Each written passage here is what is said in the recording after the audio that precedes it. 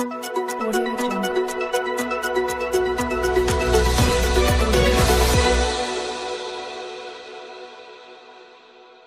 अरुणाचल प्रदेश और तिब्बत की सीमा पर पहाड़ियों पर बर्फ की मोटी चादर चढ़ी हुई थी।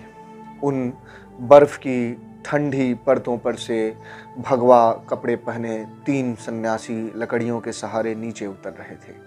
वहाँ दूर लकड़ी का एक मकान था जिसमें एक बच्चे को सजाकर तैयार रखा गया था। बच्चे, उसके माँ बाप और गांव के सैकड़ों लोग उन सन्यासियों का इंतजार बेसब्री से कर रहे थे।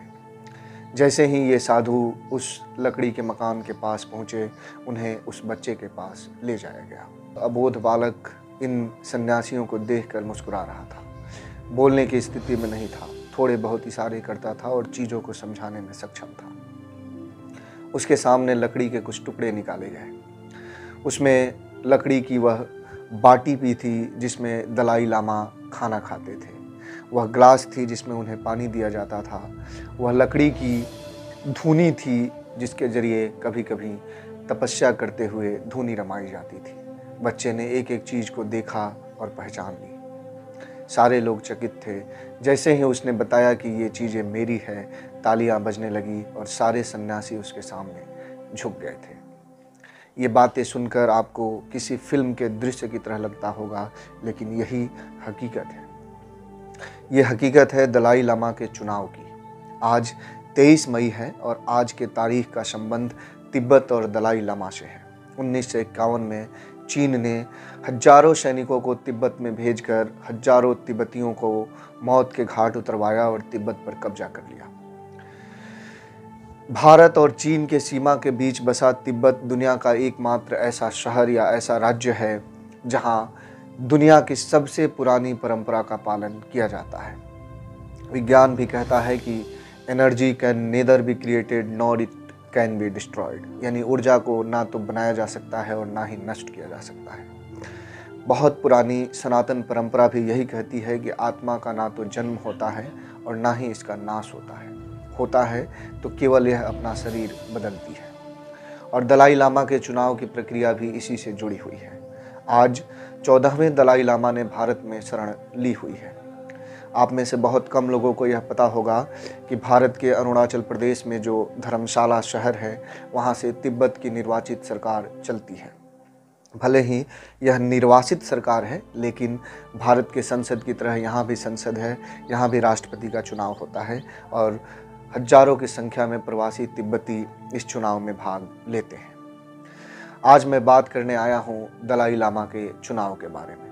नमस्कार दोस्तों, मैं ओम प्रकाश लंबे समय के बाद आप सभी का एक बार फिर स्वागत करता हूँ। 23 मई का संबंध चूँकि दलाई लामा से है, इसलिए मैंने सोचा कि आज के दिन उनके चुनाव से संबंधित वीडियो बनाया जाना चाहिए। दुनिया की सबसे रहस्यमयी परंपरा है दलाई लामा का चुनाव। आज 14वें दलाई लामा भारत में है और तिब्बतियों का मानना है कि वे पहले ही दलाई लामा हैं जो हर बार अपना शरीर बदलते रहे। दलाई लामा का चुनाव बेहद रहस्यमय तरीके से तिब्बत के उन क्षेत्रों में होता है जहां बड़ी संख्या में तिब्बती लोग बौद्ध धर्म को मानते हैं। कैसे होता है दलाई लामा का चुनाव? तिब्बत के विशेषज्ञ बताते हैं कि दलाई लामा अपनी मौत के पहले, मौत यानी कि अपना शरीर छोड़ने से पहले ही अपने अगले जन्म के सारे संकेत दे देते हैं। कहाँ जन्म होगा, किस रूप में होगा, कहाँ हो सकता है और क्या कुछ पहचान होगी। दलाई लामा के शरीर छोड़ने के 9 महीने के बाद जन्म लेने वाले बच्चों की एक सूची बनाई जाती है। उनमें कई ऐसे बच्चे मिलते हैं जिनमें बताए गए लक्षण मैच करने लगते हैं। ऐसे में दलाई लामा का चुनाव मुश्किल हो जाता है। तब सबसे सरल तरीका होता है कि जिस दलाई लामा ने हाल ही में शरीर छोड़ा है, उनके सामान की पहचान उस बच्चे से करवाना। और जो बच्चा शरीर छोड़ने वाले दलाई लामा के बताए लक्षणों से मैच करता है, उसमें से जो भी बच्चा उनके सामान को पहचान लेता है, उसी को अगला दलाई लामा मान लिया जाता है। तिब्बती जो बौद्ध धर्म को मानते हैं, वे दलाई लामा को जिंदा ईश्वर के तौर पर भी मानते हैं। 1951 में जब चीन ने तिब्बत पर कब्जा किया, उसके बाद हजारों तिब्बतियों को मौत के घाट उतारा। बावजूद इसके तिब्बती लोग झुके नहीं। चीन के खिलाफ लगातार आंदोलन होता रहा और उसका नेतृत्व किसी और ने नहीं बल्कि वर्तमान दलाई लामा ने ही किया था। तिब्बती में लामा शब्द का मतलब होता है गुरु, यानी जो रास्ता दिखाए, जो यह बताए कि आगे क्या करना है। चीन ने जब देखा कि तिब्बतियों के आंदोलन को दबाया नहीं जा सकता तो 1959 में बड़ी संख्या में फौज को तिब्बत में उतारा गया और दलाई लामा को कैद करने की कोशिशें शुरू कर दी गई। उस समय मौजूदा दलाई लामा को इस बात का एहसास हो गया था। उन्होंने एक सैनिक की वर्दी पहनी और तिब्बत की राजधानी से होते हुए असम के तेजपुर चले आए। उनके साथ सैकड़ों संख्या में तिब्बती लोग भी भारत आए थे। तत्कालीन नेहरू सरकार ने उन्हें भारत में शरण दी और उनकी सुरक्षा का भी वादा किया।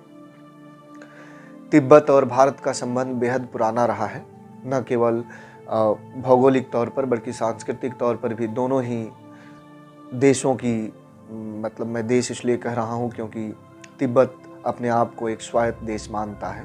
दोनों ही देशों की संस्कृति मिलती है एक दूसरे से। वहाँ की भी परंपरा सनातनी रही है और बौद्ध धर्म भी सनातन का ही हिस्सा रहा है। दुनिया की सबसे पुरानी परंपरा में पुनर्जन्म की बातें लंबे समय से चलती रही है। वर्तमान हिंदू समुदाय भी पुनर्जन्म में भरोसा करते हैं और सनातनी विचारधारा भी यही कहती है कि आत्मा कभी मरती नहीं बल्कि शरीर बदलती है, और दलाई लामा का चुनाव इसका जीता जागता उदाहरण है। धन्यवाद दोस्तों। आज के वीडियो का मकसद सिर्फ इतना ही था, ये बताना कि दलाई लामा का चुनाव कैसे होता है। माफ़ करिएगा। मिलते हैं अगले वीडियो में किसी नई टॉपिक के साथ। नमस्कार।